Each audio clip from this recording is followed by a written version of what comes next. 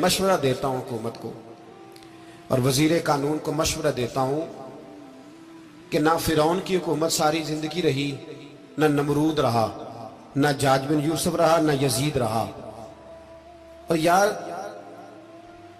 दरबारी बन के हुक्मरानों की चापलूसी करते करते तुम यहां तक आ गए हो कि अब नबी पाक की इज्जत को हाथ डालना शुरू कर दिया है। और आप यकीन करें सियासी जमातों का इतना बुरा हाल है कि इनके लीडर के बारे में कोई बात करे तो पागल हो जाते हैं ये एहतजाज कर करके। और उसने डायरेक्ट कह दिया कि खत्म नबूवत का मसला ही कोई नहीं, जो दीन की बुनियाद है, किसी को परवाह नहीं। मुझे तो उन लोगों की फिक्र हो रही है जिन लोगों ने इन्हें वोट दिए हैं, वो अल्लाह को क्या जवाब देंगे। और ये अल्लाह माशाल्लाह सारी सियासी जमातें इस तरह की। और मेरा वजीर कानून साहब को भी मशवरा है कि जिंदगी बड़ी थोड़ी है, बड़ी थोड़ी। अल्लाह सबको माफ करता है, अपने रसूल के गद्दारों को माफ नहीं करता।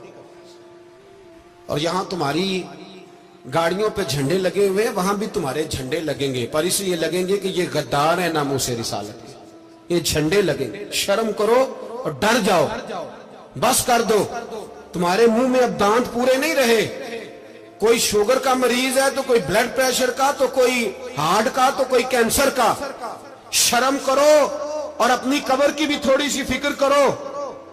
बताओ पाकिस्तान के कितने सदर गुजरे, वजीर आजम गुजरे, तो उनकी कब्रें कहां हैं? कोई जाता है उनकी कब्रों पे? किसी को खबर है? क्यों अपने लिए जहन्नम इकट्ठी करते?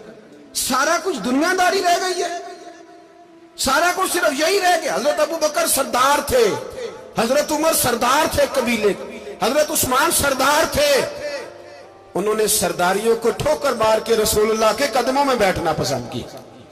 सरदारियां छोड़ के गुलाम बन गए। तुम सरदारियां बचाने के लिए रसूलुल्लाह की गद्दारी करते हो, शर्म नहीं आती। और काम शिकवा है मुझे इन लोगों से जो मौलवी तो कह देते हैं तू सियासत न कर, और किसी सियासतदान को मना नहीं करते कि जब तुझे सूरत फातिहा भी नहीं आती तो तुझे किसने इजाजत दी है इतनी बड़ी बात। और मैंने पिछले से पिछले जुम्मे भी कहा था, फिर कहता हूं और ऑन दी रिकॉर्ड कहता हूं, मरज़ई कल भी काफिर थे, आज भी काफिर और कयामत तक। और जो उनके कुफर में शक करे वो भी, और पक्का बेईमान है, काफिर है। वो वजीर कानून हो या सुबाई हो या विफाकी हो, मन शक्का फी कुफर ही फकत कफर। जो मरज़ई के कुफर में शक करे वो भी काफिर है। हमारे रसूल आखिरी रसूल है। हम किसी को ये इजाजत नहीं देंगे कि वो खत्म नबूवत में रखड़ा डालने की कोशिश करे। हम किसी को ये इजाजत है। और तुमने कौम को लूटा, लूटते रहो, अब ईमान पे डाके तो ना डालो। तुम्हें दौलत लूट के पेट नहीं भरा, अब ईमान लूटना शुरू कर लिया। तुम्हारा फैक्ट्रियां लूटकर, कौमी खजाना लूटकर पेट नहीं भरा। बेईमानो, अब दीन बेचकर अपनी हुकूमतें पक्की करोगे। और वो लोग भी तैयार हो जाएं जो इन बेईमानों को मुंतखब करते हैं, उनसे भी सवाल करेगा खत्म नबूवत का मौजू कयामत के दिन कि तुम बताओ।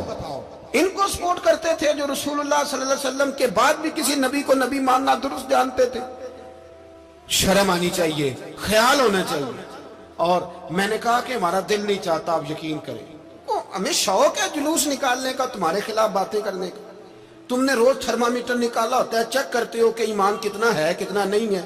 ये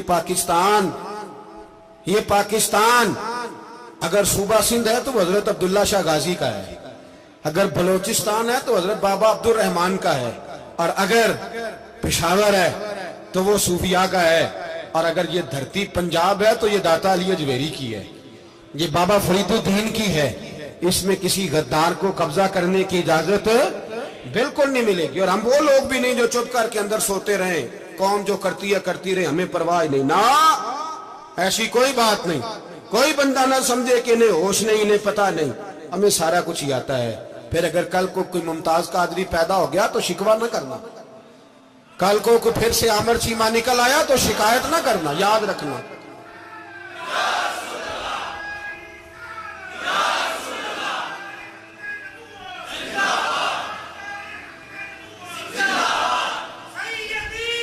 तो मेरे भाई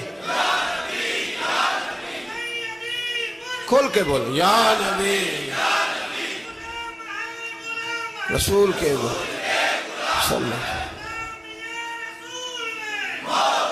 تو یہ مشورہ ہے.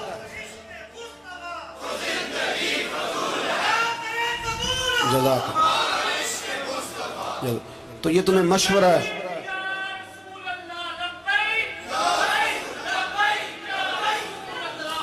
میری بات سنیں، یاد رکھیں، یہ لوگ بعد میں پچھتاتے ہیں، پھر مناظرے کراتے پھرتے ہیں، اس نے صحیح کیا کہ غلط کیا، پھر انہیں ہوش آتی ہے بعد میں، پھر ان کے ہواری نکل نکل کے میدانوں میں دلیلیں دیتے ہیں.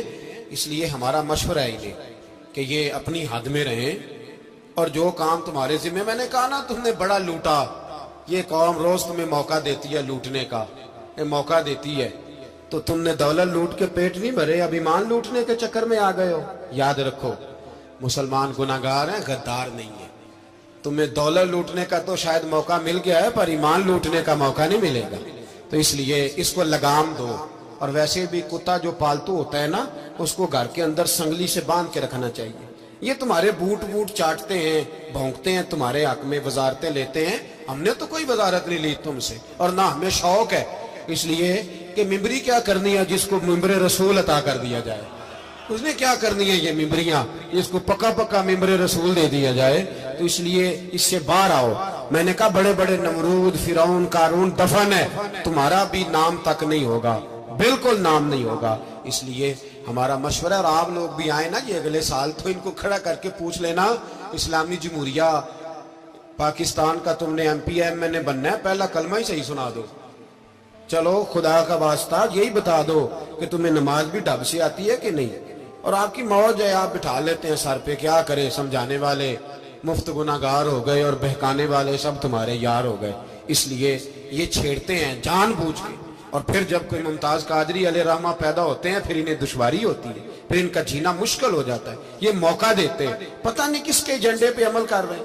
میرا سوال یہ ہے، میں نے پچھلے جمعے پھر میرا سوال ہے کہ میں پوچھتا ہوں، اس آدمی کو ضرورت کیا ہے ختم نبوت پر بات کرنے کی، جب امت مسلمہ کے متفق کا فیصلہ ہے کہ مرزائی کافر، اسمبلی نے بل پاس کر دیا کہ مرزائی، ان کو اقلیت قرار دے دیا، اور جب سے وہ اقلیت بنے، نہ ہم نے ان کی عبادت گاہ جلائی، نہ ہم نے ان کو قبروں سے نکالا، نہ ہم نے، بس ٹھیک ہے جیسے عیسائی رہتے ہیں، یہودی سے کس ملک میں رہتے ہیں وہ بھی رہے، اقلیت بن کرے، کوئی اعتراض. پر تم انہیں کھینچ کھونچ کے کیوں قریب کرتے ہو؟ تمہارا کیا جرانہ ہے ان کے ساتھ؟ بتاؤ تو صحیح. ان لوگوں سے ان کو چاہیے اپنے منہ میں لگام ڈالیں، اور اگر نہیں ڈالیں گے پھر انشاءاللہ ڈالی جائے گی، اور بڑی تگڑی ڈلے گی، اور پھر ایسی ڈلے گی، ایسی ڈلے گی. سلمان تاثیر جب مرا تھا نا، تو 5-5 لاکھ روپیہ مولویوں کو آفر کی جنازہ پڑھاؤ، 5-5 لاکھ روپیہ چھوٹے چھوٹے مولویوں کو. اور داتا صاحب کی مسجد کے خطیب بھی صوبائی جو تھے، وہ خطیب تھے، ملازم تھے، انہوں نے کہا کہ ایمان نہیں بھیجنا، نکالنا ہے نوکری سے تو نکال دو.